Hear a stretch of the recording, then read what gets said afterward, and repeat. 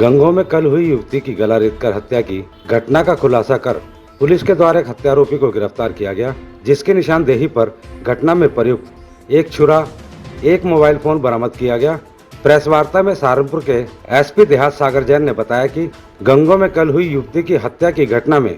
मुखबिर की सूचना पर थाना गंगो पुलिस टीम द्वारा एक वांछित अभियुक्त सागर पुत्र देवेंद्र निवासी ग्राम डेरिया रिछोटी थाना मुंडाली जनपद मेरठ को मुजफ्फरनगर सहारनपुर हाईवे पर बड़े ओवर ब्रिज से पहले कस्बा देवन के पास से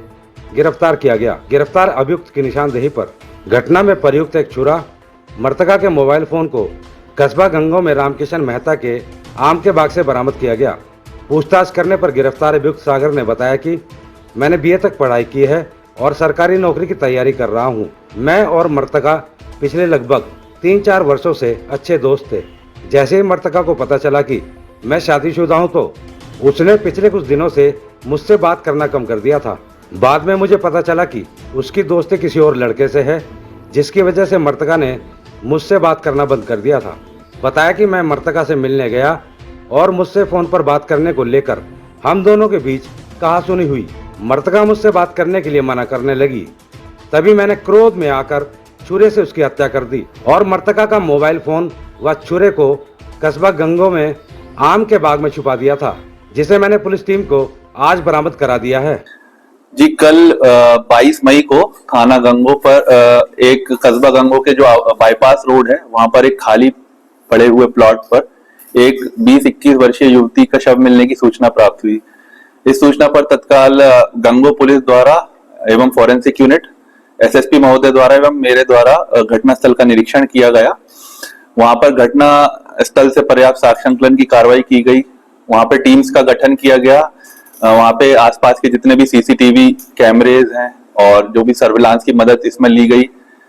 इसमें जानकारी पे यह पाया गया कि ये जो युवती है, जो मृतका है, ये ग्राम बितिया थाना कुतुबशेर की रहने वाली है और जो कि एक आईपीएस कॉलेज है गंगो में, वहां पर बैचलर ऑफ फिजिकल एजुकेशन के 4th सेमेस्टर में पढ़ती थी। जब ये यहाँ पर तीतरो में अप डाउन करती थी, जब ये वहां से उस दिन आई तो हमने सीसीटीवी के माध्यम से भी देखा और वादी की लिखित तहरीर में भी उन्होंने बताया कि एक अभियुक्त जिसका नाम सागर, जो कि थाना क्षेत्र मुंडाली का रहने वाला जनपद मेरठ, वो इससे पिछले कुछ वर्षों से बातचीत करता था और जब जो मृतका ने इससे बातचीत करना बंद कर दिया था तो वो इससे बीच में कई बार इससे झगड़ा भी किया उसने और इसी रंजिश को लेते हुए उस दिन उसने मृतका को उस दिन सुबह सुबह बुलाया एवं उनका झगड़ा हुआ किसी बात को लेकर। और उसका ये पूछताछ में भी बताया अभियुक्त ने कि वो उसे शक था कि वो किसी और लड़के से बातचीत कर रही थी। इसी रंजिश को लेकर उसने उस दिन उसका जो है चाकू मारकर उसके गले पर रेत कर उसकी हत्या कर दी। दोनों जो इसमें सीसीटीवी के भी माध्यम से हमने साक्ष्य संकलन किए हैं एवं जो अभियुक्त है उसकी निशानदेही पर जो उसने चाकू और मृतका का मोबाइल का मौके से जो ले गया था, वो एक बाग में जो छुपाया था कस्बा गंगो से, उसे भी हमने रिकवर किया है और आज अभियुक्त को गिरफ्तार कर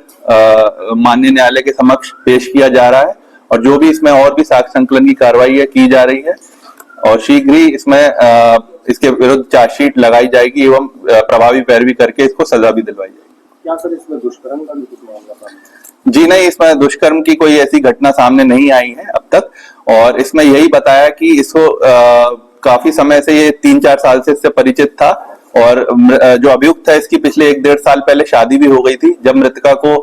पता लगा कि ये शादीशुदा है तो धीरे धीरे इससे बातचीत करना उसने कम कर दिया था और जो अभियुक्त है उसे शक था कि ये किसी और लड़के से बातचीत कर रही है। इसी वजह से उनकी कहासुनी हुई और इसी कहासुनी के चलते उसने एंगर में आकर, रोष में आकर यह सुबह उसको बुलाया और सुनियोजित तरीके से उसकी हत्या की है और जो चाकू है और मृतका का मोबाइल वो एक बाग में जाकर छुपा दिया है। उसने आज ये जाकर हमें बरामद भी कराया है और आज इसे गिरफ्तार कर मान्य हत्याकांड में क्या किसी और कभी खास मामले? जी नहीं, परिवार के लोगों ने आरोप 4-5 में लगाया जी। परिजनों की तहरीर पर जो एक अभियुक्त के विरुद्ध उन्होंने तहरीर दी थी उसी के विरुद्ध हमने अभियुक्त पंजीकृत किया है। इसमें सीसीटीवी की मदद से भी देखा जा रहा है कि वो अकेला ही उससे लेकर जो है साथ चला है और लास्ट कॉलिंग्स भी हमने देखी है, जो कि और सर्विलांस की मदद ली है, उसमें और किसी का हाथ नहीं है, सिर्फ ये अभी तक इसमें हाथ था। रिश्तेदार भी लगता जी, इनका जो जनपद कैराना में दोनों के ननिहाल जो है एक साथ ही आसपास पड़ते हैं, तो इनकी 3-4 साल से जो है इनका मिलना जुलना रहा है, और एक कोई पक्की रिश्तेदारी नहीं थी, बट एक दूसरे के ये क्योंकि दोनों सेम ही समाज से आते हैं, तो इनको एक दूसरे के परिचित हैं।